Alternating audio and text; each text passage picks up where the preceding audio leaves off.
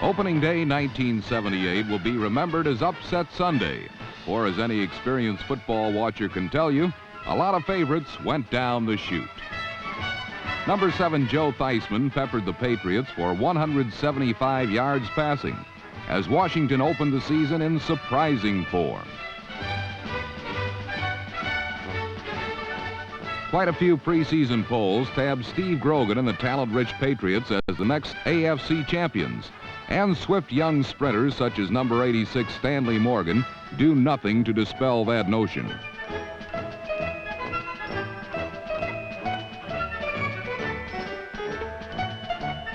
With skilled people such as Morgan, Sam Cunningham, Russ Francis, and a host of others, Patriot fans know their team can score in a hurry. And sure enough, early in period 4, number 29 Harold Jackson stretched a simple crossing pattern into 6 points as New England took a 5-point lead going into the stretch. But one thing New England must learn if they hope to realize their Super Bowl ambitions, teams like Washington make their own breaks.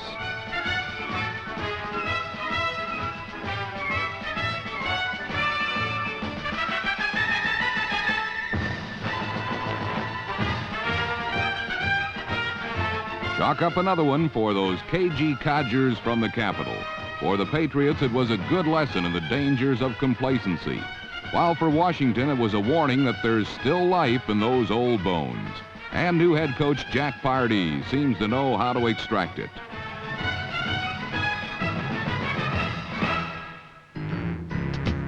But other new coaches didn't fare quite as well on Upset Sunday. In Detroit, Monty Clark brings a fighting spirit to the Lions, and apparently it's rubbing off.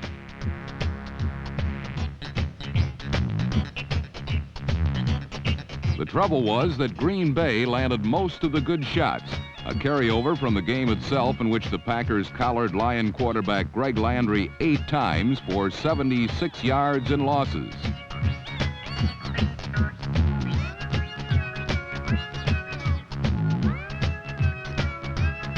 If and when Landry survived the Packer rush, the Lions found other ways to spoil Clark's Detroit coaching debut.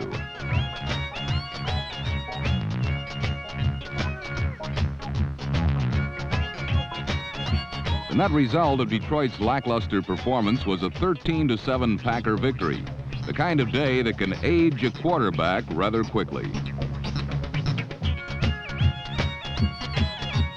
But there's no despair in quarterback Dan Fouts' life, especially now that number 83, John Jefferson, has joined Fouts in San Diego.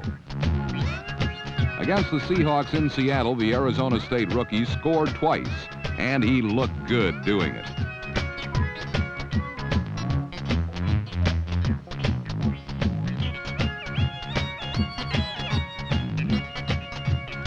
But Seattle's dynamic young offense takes a back seat to nobody.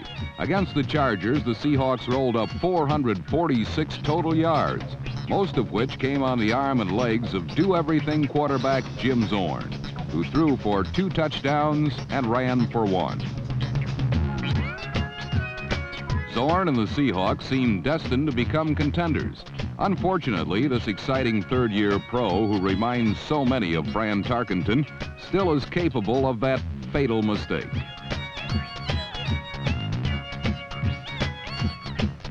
For number 79, Gary Johnson, it was 53 yards of happy motoring as San Diego outlasted Seattle 24-20. Statistically, the Seahawks outrushed, outpassed, and outplayed the Chargers.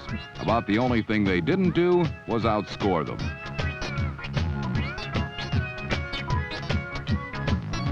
While the Chargers avoided an upset, Philadelphia thought they could pull one off, but their methods were somewhat questionable.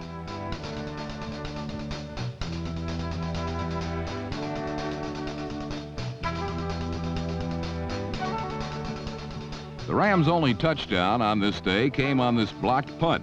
In fact, this and 2 field goals were the only points scored until period 4, when Eagles quarterback Ron Jaworski finally saw his way through to the end zone.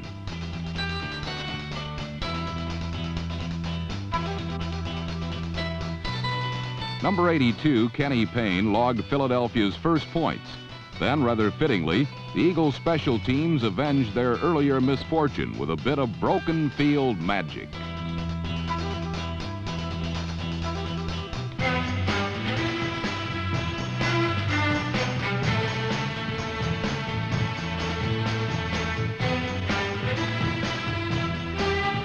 Number 89, Wally Henry, traveled 57 yards with a go-ahead score, and the entire city of brotherly love was there to welcome him.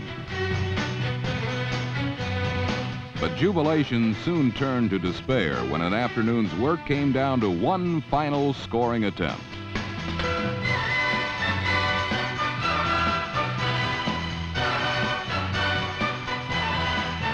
Opening day certainly had its share of drama.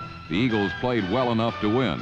But on upset Sunday, the Rams were one of the few favorites that survived.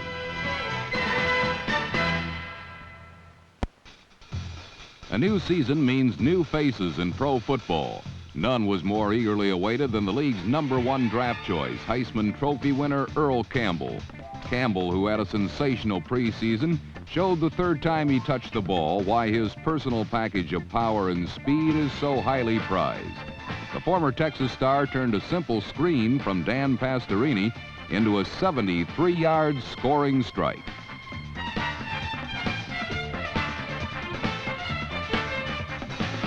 The only deficiency Campbell showed all afternoon was his rather sedate spiking style, a vivid contrast from that of teammate Billy Johnson. It wasn't the big names like Campbell, White Shoes, or Pastorini who controlled the tempo of the game, but a little-known quarterback from Portland State, June Jones. Jones has superseded Steve Bartkowski as the Falcons' leader, and his pass to wide-open Bubba Bean, number 44, tied the game. The Falcons' noted defense and strong special teams did the rest. The game's biggest play came when Tom Pridemore blocked a Houston punt, and Tom Moriarty recovered the bouncing ball for a touchdown.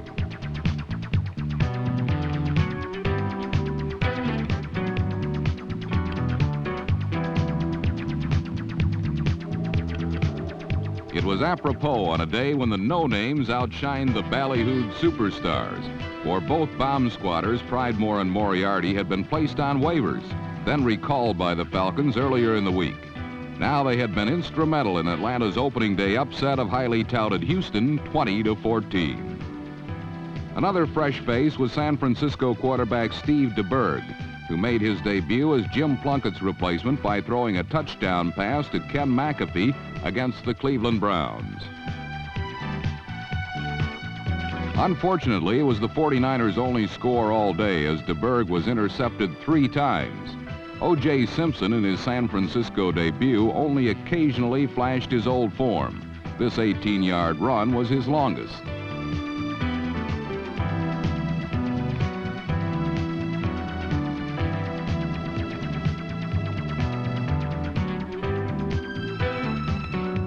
What's more, the Juice's 2 fumbles set up 2 Cleveland touchdowns as Browns rookie coach Sam Rutigliano had plenty to smile about on his maiden voyage as head coach. Rutigliano takes over a team that was in shambles by season's end last year, but it actually led the tough AFC Central before their quarterback Brian Sipe was injured. Sipe is healthy again, and this year has a brace of new receivers to throw to. Paul Warfield has retired and been replaced by Dave Logan, number 85, who at 6 feet 5 inches is more in the Gary Collins mold.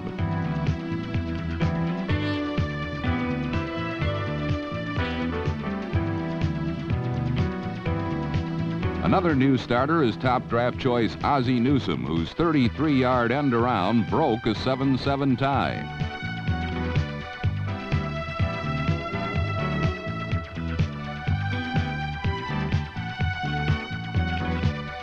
Newsome, known as the Wizard of Oz at Alabama, has been moved to tight end, where his size and speed can best be utilized in a Cleveland attack that needed hyping.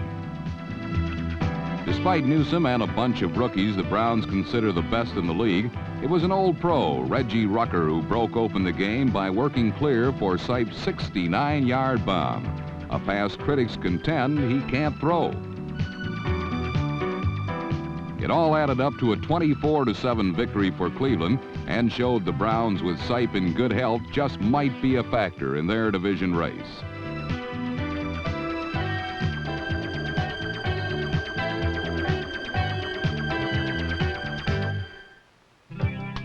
In New York, it was a tale of two quarterbacks, Bob Griese, the one who couldn't play, and Richard Todd, the one who most certainly did. Todd, who appears to be reaching full maturity in his third NFL season, led the new-look Jets to the biggest upset in a day of surprises.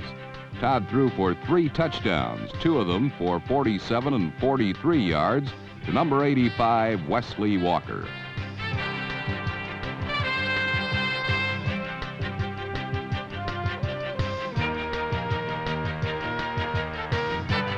The combination of the fair-haired hero from Alabama and the world-class sprinter from California proved too much for the Griese-less Dolphins, who, despite a remarkable run by number 24 Delvin Williams, were beaten soundly and artistically by the Jets in the day's biggest upset, 33-20.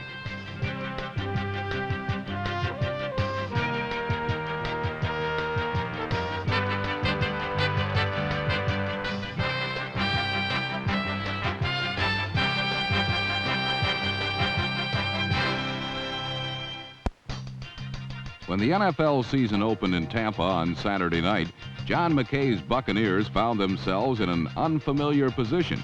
Their strong preseason made them favorites by many to beat the New York Giants.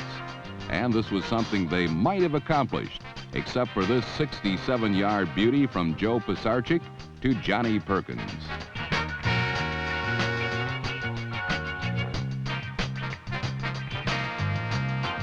This touchdown was the only one Tampa's defense allowed all evening. Yet when their offense yielded another one on an interception return by New York cornerback Terry Jackson, the Buccaneers had reverted to form, losing 19-13.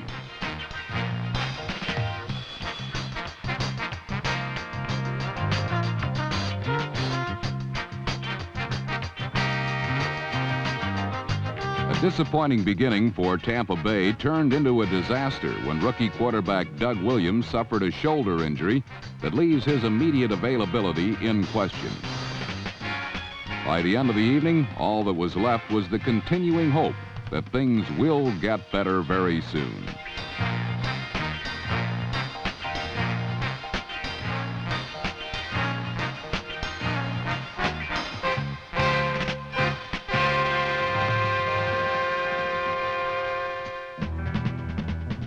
In Buffalo, it's going to take some time before things improve, something new head coach Chuck Knox is aware of.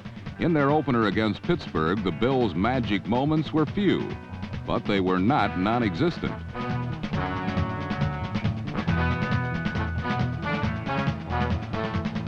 Against the Steel Curtain defense, however, plays such as this one by tight end Reuben Gant were the exception rather than the rule. For it was the Steelers who dominated play. 4 Pittsburgh touchdowns, 2 on Terry Bradshaw's passes, gave the defending AFC Central champs a 28-17 win.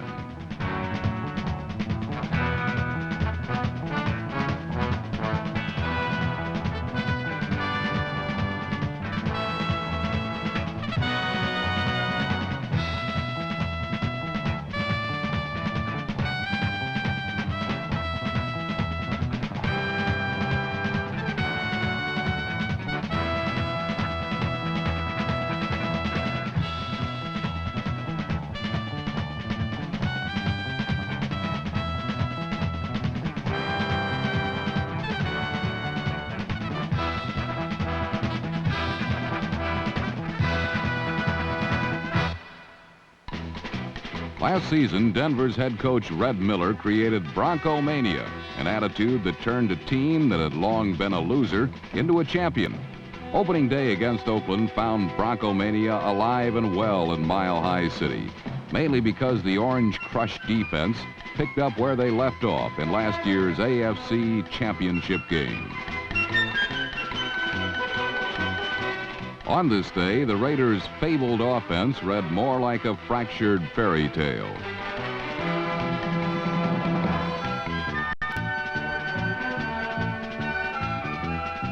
Though they tried in every way, Oakland never did score a touchdown, because wherever the ball went, it seemed as though a Bronco was there ahead of it.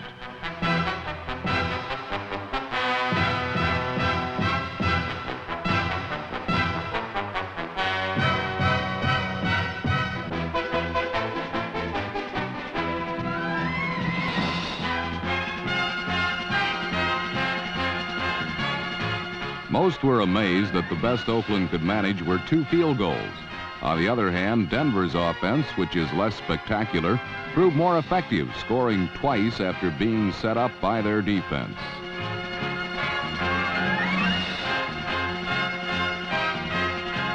Some called this Bronco victory a mild upset, causing many to wonder how many times Denver must beat Oakland before each victory is no longer a surprise.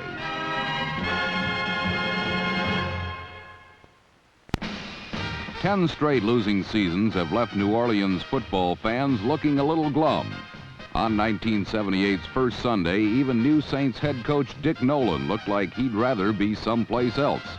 Perhaps it was because the Minnesota Vikings were in town with quarterback Fran Tarkenton back from injury, hopping and popping like the Franny of old.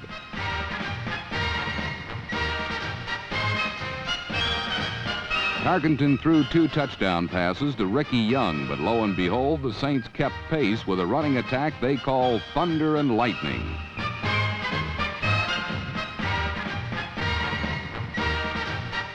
Lightning is running back Chuck Muncie, number 42, while Thunder is personified by number 34, Tony Galbraith.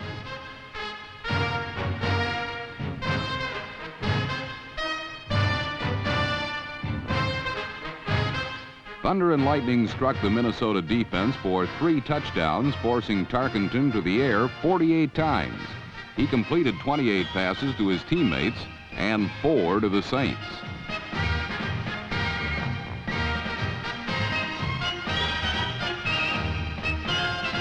Safety Tommy Myers gathered in 3 of those interceptions and carried one 97 yards to clinch a 31-24 New Orleans upset over Minnesota. After a decade of defeat, an opening day victory over a team that has been to the Super Bowl 4 times was cause to celebrate the debut of Dick Nolan. In Cincinnati, the Bengals were making life a little tougher for another new head coach, Kansas City's Marv Levy.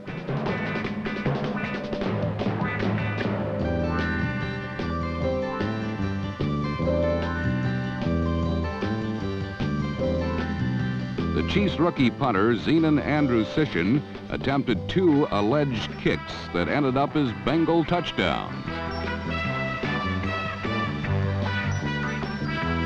But Levy's offense had a more stable look. It was nothing more than the ancient wing T with a halfback, a fullback, and a wingback on the outside shoulder of the tight end. The NFL hasn't seen much of the wing T since the 50s, but it provided Levy's running game with an extra blocker, as the wingback consistently cracked down on Bengal linebackers to clear the way.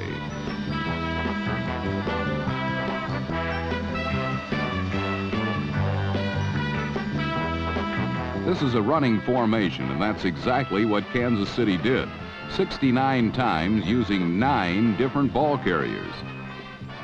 The wingback not only blocks in the wing T, but can go in motion to carry the ball on crossbucks and sweeps.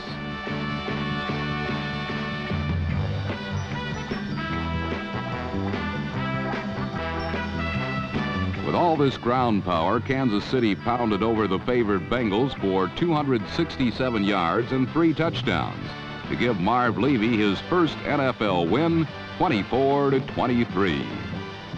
And in Chicago, 2 more rookie coaches look for victory number 1. One rookie was a legend named Bud Wilkinson, 15 years removed from the football scene. The other was a longtime Bud Grant assistant named Neil Armstrong. Wilkinson's St. Louis Cardinals knew they simply had to stop Armstrong's Walter Payton, number 34. They couldn't.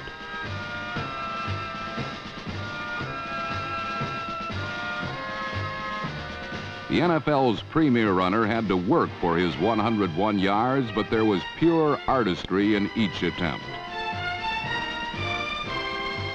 Peyton's brilliance kept the Bears in the game. Then, with the score tied at 10 in the fourth quarter, Chicago marched to victory. Peyton and number 35 Roland Harper carried the ball 11 straight times, up and over the Cardinals for the winning touchdown. All in all, it was a wild first week of new coaches and old formations, stunning defeats and upset victories. It made pro football fans all over the country grateful that the NFL had decided to start 2 weeks early.